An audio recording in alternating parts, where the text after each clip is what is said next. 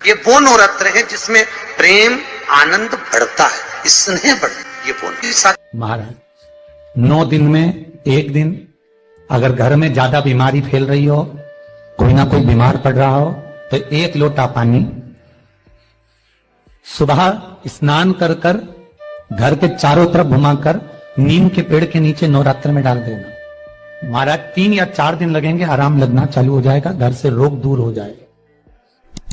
शिव महापुराण की कथा कहती है, देवी भागवत कहती है कि माता का 9 दिवस तक स्थान नीम के पेड़ के नीचे रहता है। इसलिए आज भी दक्षिण दिशा में देवी की मूर्ति नहीं बिठाते, नीम के पेड़ को साड़ी पहनाते हैं, नीम के पेड़ का ही मांग भरकर मंगलसूत्र पहनाकर नीम के पेड़ का ही श्रृंगार होता है और नीम के पेड़ की ही पूजन होती है। दक्षिण दिशा में माता की मूर्ति विराजमान नहीं करते नवरात्र में नीम के वृक्ष की पूजन करते, क्योंकि देवी भागवत में स्पष्ट कहा गया, नवरात्रि तक मां जगत जननी जगदम्बा 64 योगिनियों के साथ में नीम में विराजमान हो जाती। 64 योगिनी।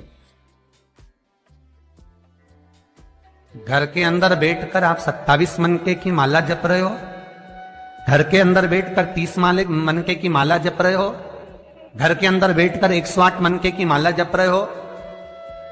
आप जितने भी मनके की माला घर के अंदर बैठ रहे हो और जप रहे हो, उसका पुण्य आपको प्राप्त होगा, मना नहीं है, मिलेगा।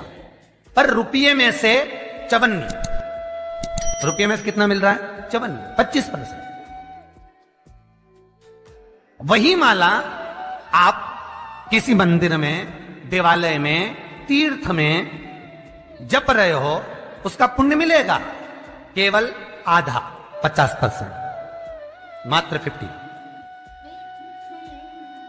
महाराज वही माला आप यदि पीपल, आंवला, समी, बेलपत्र, इन वृक्ष के नीचे अगर आप एक माला को लेकर बैठे हो और बिना आसन के समी के वृक्ष के नीचे आप कोई मंत्र जप रहे हो, कोई बेलपत्री के पेड़ के नीचे मंत्र जप रहे हो, कोई आंवले के पेड़ के नीचे मंत्र जप रहे हो, किसी पीपल के वृक्ष के नीचे मंत्र जप रहे हो, तो वहां आसन लगाने की जरूरत नहीं होती।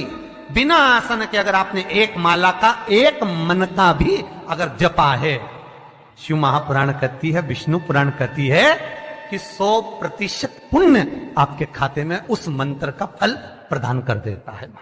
उस मंत्र का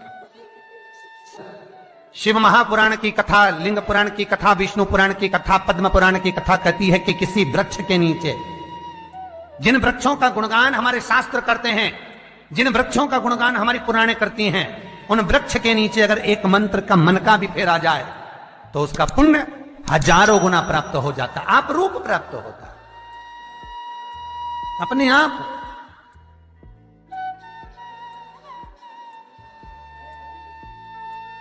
आप जिस पुण्य को करना चाहते, मेरा बहुत निवेदन है महाराज, बहुत प्रयास करा करो, प्रयास करना। अगर हाथ के मनके की माला भी नहीं हो और किसी पीपल के पेड़ के नीचे 15 मिनट बैठने का मौका मिल गया, आंवले के वृक्ष के नीचे 5 मिनट बैठने का मौका मिल गया, किसी आंवले के वृक्ष के नीचे आप 5 मिनट बैठे हो, ओम नमो नारायण का मंत्र का स्मरण कर लो, ओम नमो भगवते वासुदेवाय का जाप कर लो, बस उसका फल 4 गुना, हजारों गुना प्राप्त हो जाता है।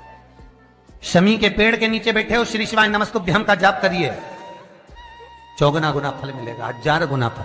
बेलपत्री के पेड़ के नीचे गए हो, ओम नमः शिवाय ओम का जाप करिए, फल मिलेगा।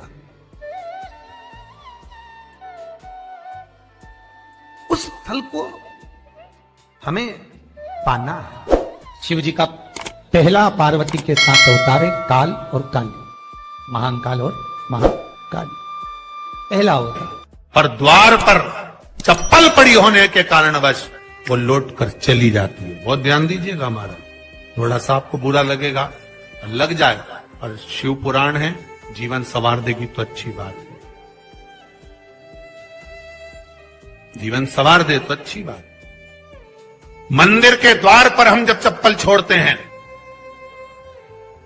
जिस मंदिर की चौखट पर चप्पल छोड़ी है, आप जितनी देर आराधना में लगे रहते हैं उतनी देर तक आपकी चप्पल पर जितने लोग लांग कर जाते हैं, जितने लोग लांग कर प्रवेश करते हैं, उसका भी दुख आपके भाग्य में आता चले जाता है। ध्यान दीजिएगा जरा।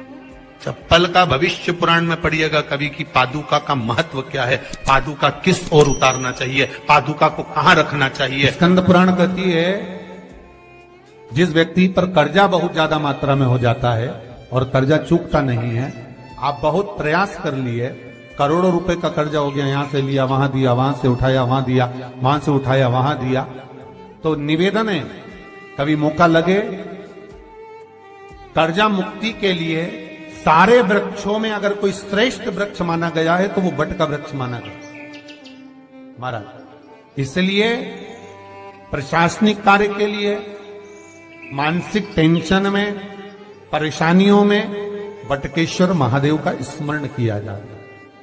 और यदि निवेदन करूंगा बहुत ज्यादा, यदि आपको कर्जा हो गया है, बहुत ज्यादा कर्जा हो गया और वो कर्जा चूक ही नहीं रहा, तो थोड़े दिन बड़ के पेड़ के नीचे आप बटकेश्वर महादेव के लिए 1 लोटा पानी, उसमें थोड़ा सा पिसा हुआ चावल पीस के गला लेना चावल को और पीस लेना, पीस के उस पानी में मिला लेना और मिलाकर उसमें थोड़ी सी हल्दी पिसी हुई डालकर बटकेश्वर महादेव के नाम से बड़ के पेड़ के नीचे अपनी कामना कर कर जो कर्जा हुआ है उस कर्जे का भान देते हुए, स्मरण देते हुए छोड़ दीजिए।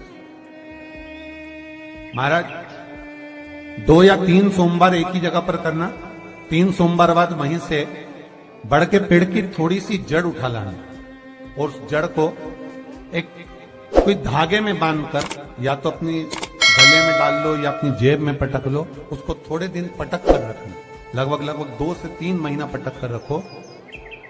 वो जड़ जैसे बड़ का पेड़ विस्तार होता है, पानी गिरे ना गिरे, जल वृष्टि हो ना हो, गर्मी पड़े ना पड़े, उसको कोई फर्क नहीं पड़ता, बड़ का वृक्ष आप रूप फैलता जाता, उसकी जड़ें अपने आप प्रबल होती है।